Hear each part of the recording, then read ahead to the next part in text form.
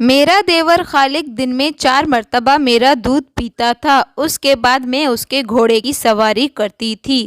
Hello دوستو، میرا نام راہیلہ ہے، میری عمر 20 سال ہے، لیکن میرا جسم دکھنے میں پوری طرح جوان عورت کے جیسا ہے اور میری شادی ابھی 7 مہینے پہلے ہوئی تھی۔ میں بہت زیادہ خوبصورت ہوں، لیکن مجھے اب ایسا لگتا ہے یہ خوبصورتی میرے کسی کام کی نہیں، کیونکہ میرے شوہر باقر کی گورنمنٹ کی جاب دوسرے شہر میں لگی ہوئی ہے، اسی لیے وہ شادی کے دوسرے دن سے ہی گھر نہیں ہیں۔ میرے سسرال میں 20 سال کا دیور اور سسر رہتے ہیں۔ میری ساس کا 5 سال پہلے انتقال ہو گیا تھا۔ یہاں پر مجھے سمجھنے والا کوئی نہیں تھا۔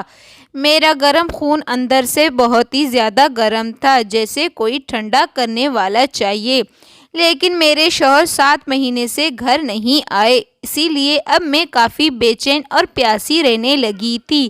تبھی میری نظر میرے دیور پر پڑی۔ اس کا جسم میرے جسم سے بالکل میچ تھا، مگر اس بار اس نے کالج میں پرائیویٹ ایڈمیشن کروایا ہے، اسی لیے وہ دن میں گھر پر ہی رہتا ہے۔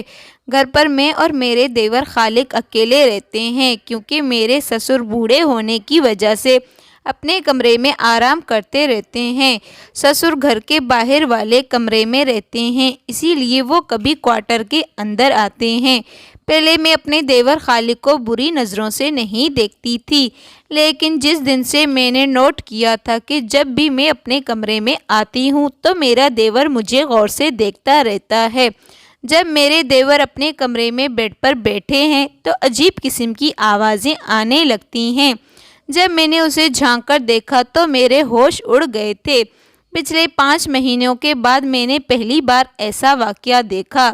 یہ دیکھ کر تو میں وہاں پانی پانی ہو گئی تھی اور بس اسی دن سے اپنے دیور خالق کی ہاتھی کی سواری کرنے کا میرا دل مچلنے لگا تھا۔ اس دن میں نے اپنے شوہر باقر کو بھی فون کیا، اب آپ آ جائیں، اب مجھ سے رہا نہیں جا رہا، کب تک میں اکیلی رہوں گی، میرا بھی من کرتا ہے، آخر میں بھی ایک عورت ہوں۔ میرے شوہر باقر نے مجھ سے معافی مانگتے ہوئے کہا، دیکھو راہیلہ، میں تمہاری بے چینی سمجھ سکتا ہوں، لیکن مجھے اگلے 3 مہینے تک کوئی چھٹی نہیں ملے گی، اسی لیے اگلے 3 مہینے تک چھٹی ملنا تو ناممکن ہے۔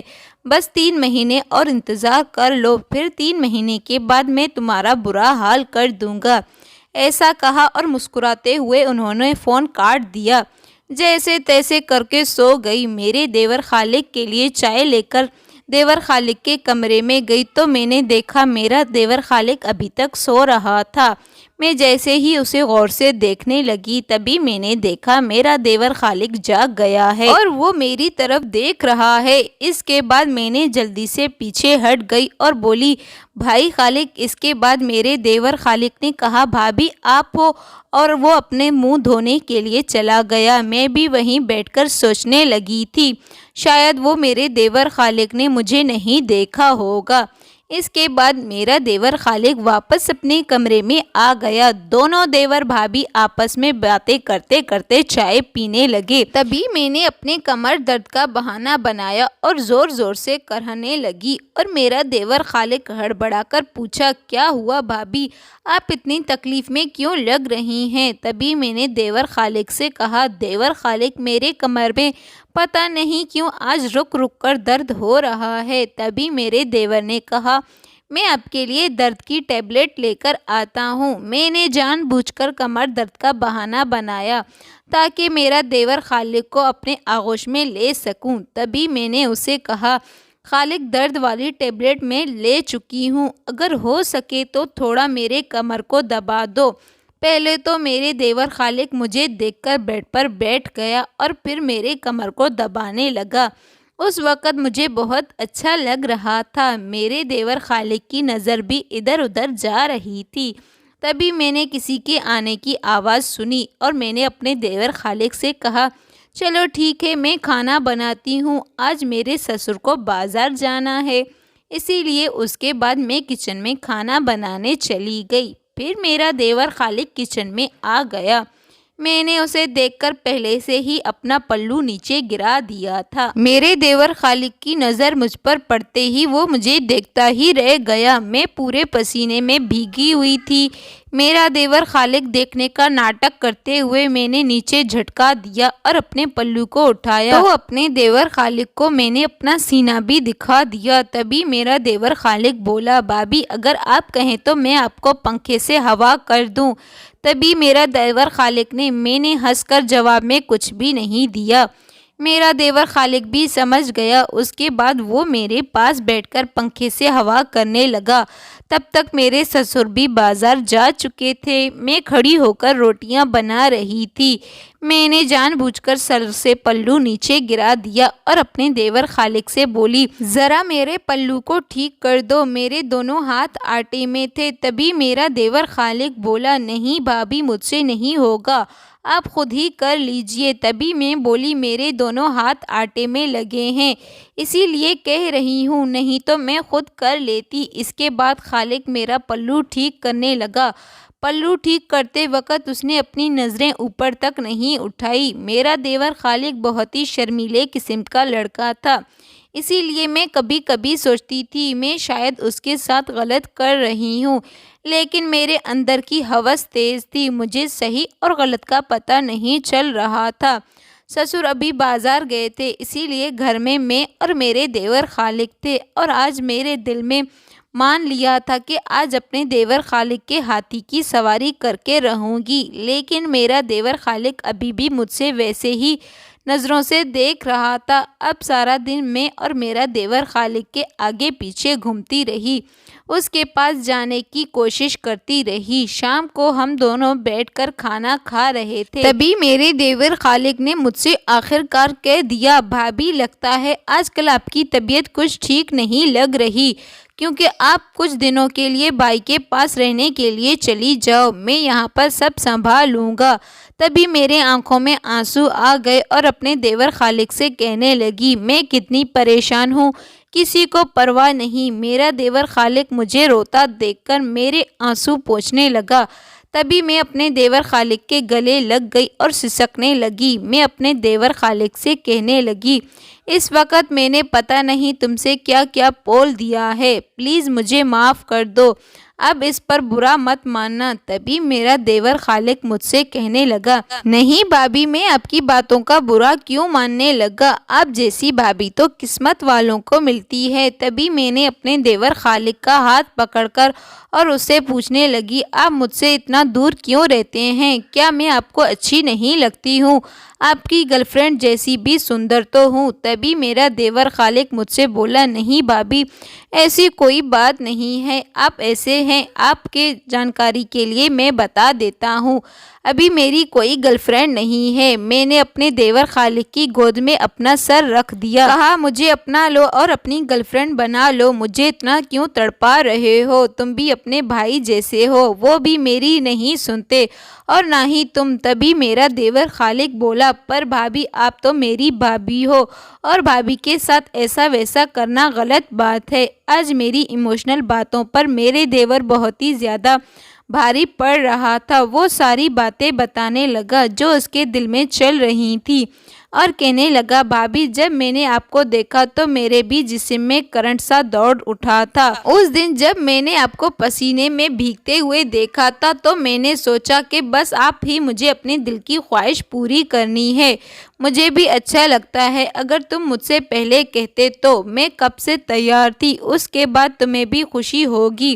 اور میں اپنے دیور خالق کی گود میں کھڑی ہو کر بیٹھ گئی تھی اور اپنے دیور خالق سے کہنے لگی، اچھا بتاؤ دودھ پیو گے؟ میرا دیور بولا، ارے بھابھی ابھی تو کھانا کھایا ہے اور دوپہر کا وقت ہے، شام کو پی لیں گے۔ تبھی میں نے کہا، ارے دیور آپ تو ابھی بچے کے بچے ہیں، وہ والے دودھ کی بات نہیں کر رہی ہوں۔ تبھی میرے دیور خالق کا منہ لال ہو گیا اور شرماتے ہوئے اپنی نظریں نیچے کر لی۔ میں نے کہا، ایسے شرمانے سے بات نہیں بنے گی دیور، اب آپ کو بھی یہ سب کچھ کرنا ہوگا، کیا کبھی آپ نے کسی کو ہاتھی کی سواری کروائی ہے؟ میرا دیور خالق کہنے لگا، نہیں بھابھی میرا پہلی بار ہے۔ تو میں ہنسنے لگی اور کہنے لگی، تم اس کی فکر مت کرو، ہم دونوں کے ہوئی مجھے آنے والا ہے، چلو اب جلدی سے تیار ہو جاؤ۔ تبھی اچانک میں نے کسی کے دروازہ کھٹکھٹایا ہے، کوئی آیا ہے۔ میں نے اپنے دیور خالق سے کہا تم ذرا رکو، میں دیکھ کر آتی ہوں، شاید میرے سسر مارکیٹ سے آئے ہوں گے۔ جیسے ہی میں نے باہر جا کر دروازہ کھولا، میرے سامنے میرے شوہر باقر کھڑے تھے۔ تبھی میں نے کہا ارے آپ تو 3 مہینے بعد آنے والے تھے۔ وہ کہنے لگے کیوں، میں نے تمہیں حیران کر دیا؟ آج آپ کے شوہر کا سرپرائز آپ کو کیسا لگا؟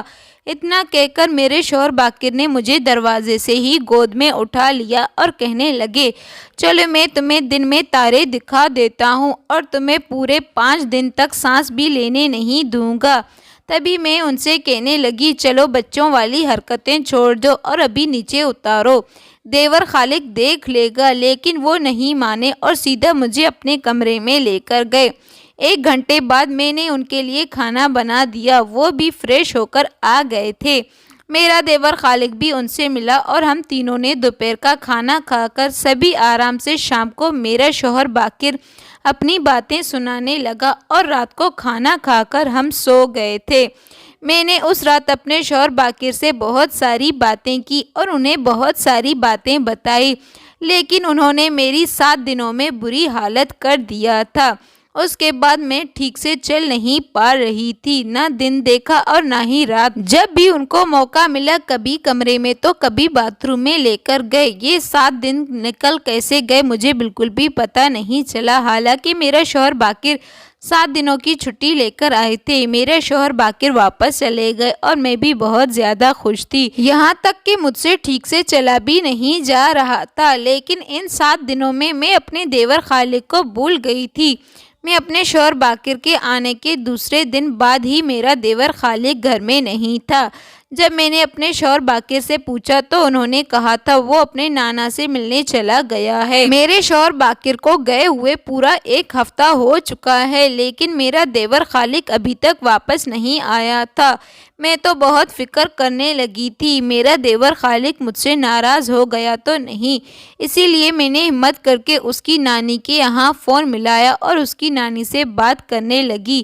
میں نے بعد میں اپنے دیور خالق سے بات کی اور اس سے پوچھنے لگی کہ میرے دیور خالق آپ اپنی بھابھی سے ناراض تو نہیں ہیں؟ تو میرے دیور خالق نے کہا نہیں بھابھی، گھر پر میرا دل نہیں لگ رہا تھا، اسی لیے سوچا کہیں باہر گھومنے آتا ہوں۔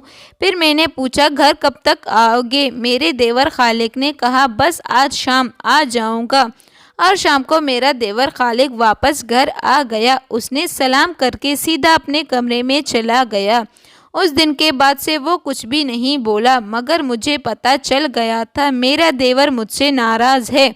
اسے منانے کے لیے میں صبح سویرے نہا کر اٹھ گئی اور اس کی من پسند کی کھیر بنائی اور اسے خوش کرنے کے لیے اس کے کمرے میں دینے چلی گئی اور اس کے پاس بیٹھ گئی تھی، اپنے ہاتھوں سے اسے کھیر کھلانے لگی۔